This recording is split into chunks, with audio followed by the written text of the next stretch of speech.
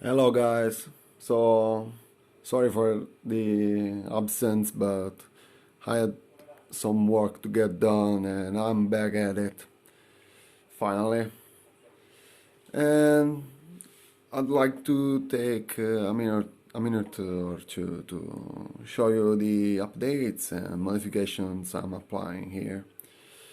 So the spring you can see here is a new addition. This is a spring I took from an airsoft gun.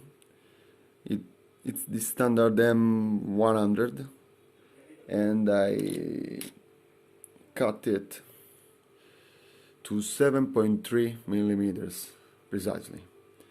I'm still using the original piece that was used to keep the original spring in place, and it's perfect, guys.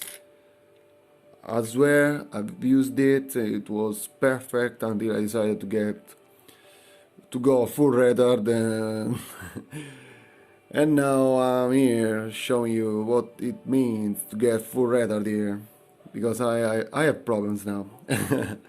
But nothing too crazy, something that can be fixed. So I'm remaking the O-ring for the valve here.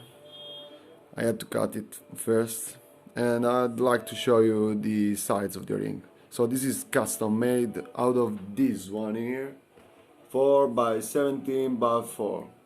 Basically cut it in half and it's ready to go. Of course you have to cut a contour here to make it of the proper size. I've also removed some, sorry for the camera and focus, okay. I've removed some threads out of the screw. Yeah, that crap there is Teflon tape, of course. Anyway, I've removed some threads because basically that's an increase. That's a small increase in the air chamber. By having those threads removed, I basically increased the amount of air that can be pushed inside of the air chamber. This is the air chamber. Okay. I've also destroyed this piece here. Someone said to make a copy of it because apparently this thing here is prone to get broken. You can easily break this. I've torn apart this airgun so many times. I've increased the pressure too much. Actually, I went up to 2400 psi and it's too much, guys, too much. Barely 1600 is the pressure that can actually give you results. At 1600 you can push it up to 1018 fps theoretically.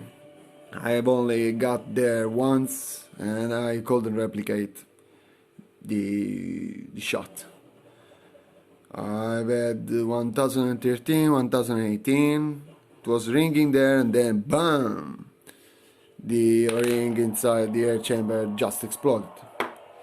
And that's what happens here. You can get a couple shots up there and then boom, nothing. So in a nutshell, we're expecting too much from this airgun unless we get custom made modifications, custom made pieces, custom made air chamber, custom everything, which is quite the job to get on a do-it-yourself basis, you know.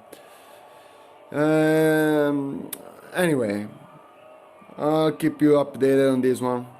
I just took measurements to replicate this piece so that you guys can make your own out of a 3D printer if you have any, or if you have friends who have any, so that we can, I don't know, keep the pieces for ourselves, since I've heard that Sig isn't providing pieces for anything.